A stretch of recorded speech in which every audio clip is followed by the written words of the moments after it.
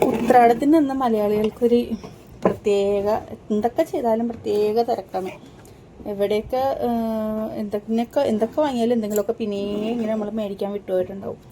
അങ്ങനെ ഞങ്ങളിങ്ങനെ ഓരോരോ പണിയിലാണ്. കുഞ്ഞിപ്പെണ്ണൊരു ചെറിയ പണി കിട്ടിയിരിക്കുകയാണ്. അവൾ ഇന്നലെ വെല്ലുമ്മയുടെ അവിടെ കൂത്താട്ടുകുളത്ത് ഓണം സെലിബ്രേഷൻ ആയതുകൊണ്ട് അവൾ ഇവിടെ നിന്ന് അങ്ങോട്ട് ചാടിപ്പോയി. എന്നിട്ട് അവൾക്ക് അവിടെ നിന്ന് ഇങ്ങോട്ട് പോരാൻ എത്താൻ പറ്റിയിട്ടില്ല കേട്ടോ. അങ്ങനെ ഞാനും എൻ്റെ അമ്മയും കൂടി രാവിലെ തന്നെ തൃപ്പൂണിത്തുറയിൽ പോയി കുറച്ച് സാധനങ്ങളൊക്കെ വാങ്ങാമെന്നും പറഞ്ഞ് ഇറങ്ങിയതാണേ. അപ്പോൾ നമുക്ക് തുമ്പപ്പൂവും കുരുത്തോലയൊക്കെ വാങ്ങണമായിരുന്നു. അപ്പോൾ അതൊക്കെ രാവിലെ തന്നെ എന്നാലും നല്ല ഫ്രഷ് ആയിട്ടുള്ള സാധനങ്ങൾ കിട്ടുള്ളൂ. പിന്നെ അതുപോലെ നമുക്ക് ഓണത്തപ്പൻ്റെ ഇങ്ങനെ രൂപങ്ങളുണ്ടാവും, അലക്കുകല്ല്, ആട്ടുകല്ല്. ചില നാടുകളിലുള്ള ആൾക്കാരത് ഇത് കണ്ടിട്ട് പോലും ഉണ്ടാവില്ല. അങ്ങനെയുള്ളവർക്ക് കാണാൻ കൂടി വേണ്ടിയിട്ടാട്ടോ ഞാൻ ഇന്ന് ഈ വീഡിയോ ചെയ്തത്. പിന്നെ നമ്മൾ പൂക്കൾ വാങ്ങി പൂക്കൾ എങ്ങോട്ട് തിരിഞ്ഞാലും പൂക്കൾ തന്നെയാട്ടോ ഇവിടെ തൃപ്പൂണിത്തുറ ഫുള്ളും. അതുപോലെ നമ്മൾ വെളിച്ചെണ്ണ, അതിൻ്റെ വെളിച്ചെണ്ണ പാത്രം എടുത്തിട്ടുണ്ടായിരുന്നു. അപ്പോൾ വെളിച്ചെണ്ണ നല്ല അടിപൊളി വെളിച്ചെണ്ണ കിട്ടും കേട്ടോ. പിന്നെ ഒരു കൊറിയർ വന്നിട്ടുണ്ടായിരുന്നു. നമ്മുടെ കൊറിയർ സർവീസൊക്കെ നല്ല അടിപൊളി ആയതുകൊണ്ട് ഞാൻ തന്നെ പോയി കളക്ട് ചെയ്യേണ്ടി വന്നു. അതിന് ശേഷം ഞാൻ കുഞ്ഞിപ്പെണ്ണിൻ്റെ ബസ് കയറ്റി വിട്ടു എന്ന് ഇപ്പോൾ അവർ വിളിച്ചു പറഞ്ഞു കേട്ടോ. അപ്പോൾ ഞാൻ 3 മണിയൊക്കെ ആയപ്പോഴേക്കും വൈറ്റില ബസ് സ്റ്റോപ്പിൽ ഇങ്ങനെ വന്ന് വെയിറ്റ് ചെയ്യാണ്.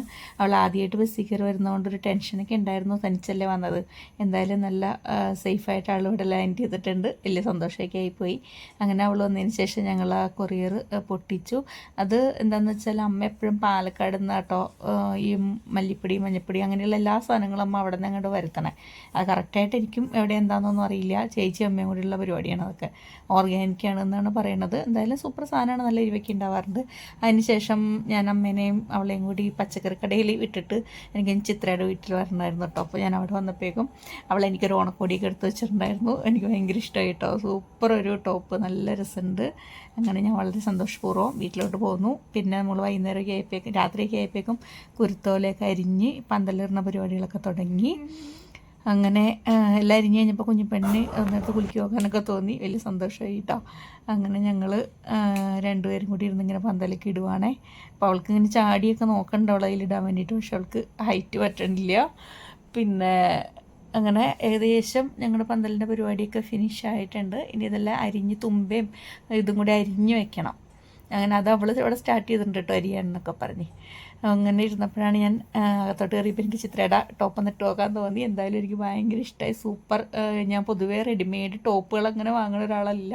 അത്യാവശ്യം നല്ല ഹൈറ്റ് ഉള്ളത് കൊണ്ട് തന്നെ എനിക്ക് ഒരുവിധം ഹൈറ്റിലൊന്നും അത് ഇറക്കത്തിലൊന്നും അത് കിട്ടാറില്ല. പക്ഷേ ഇതെന്തോ എനിക്ക് നല്ല ഇഷ്ടമായി, ഭയങ്കര സന്തോഷമായി. ചിത്രക്കുട്ടി, താങ്ക് യു സോ മച്ച്. അപ്പോൾ എല്ലാവർക്കും ഹാപ്പി ഓണം. ഞങ്ങളുടെ ഉത്തരാടപ്പാച്ചിൽ ഇങ്ങനെ തുടർന്നുകൊണ്ടിരിക്കുക.